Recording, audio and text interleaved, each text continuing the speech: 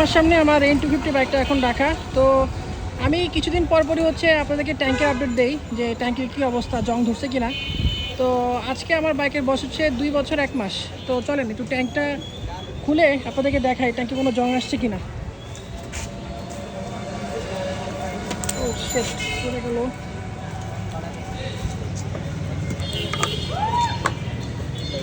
ওকে, এই হচ্ছে আমার ট্যাঙ্কের অবস্থা। 2 বছর 1 মাস, যদিও একটু ফুয়েল আছে ভিতরে।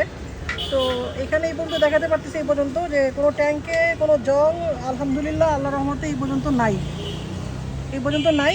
তো অনেকে আর কি এই ট্যাঙ্কে জংয়ের ব্যাপারটা নিয়ে অনেক টেনশনে থাকেন যে ট্যাঙ্কে খুব তাড়াতাড়ি জং ধরে যায়। এটা হচ্ছে ভাই মেনটেন্যান্সের ব্যাপার। ভালো জায়গা থেকে ফুয়েল নেবেন, এই ফুয়েল নেওয়ার ব্যাপারটা একটু মেনটেন করবেন, এই আর কি, তেমন কিছু না। আর এই যে দেখা যাচ্ছে আমাদের এক ভাই চলে আসছে তার N250 নিয়ে। আচ্ছা, পরে কথা হবে।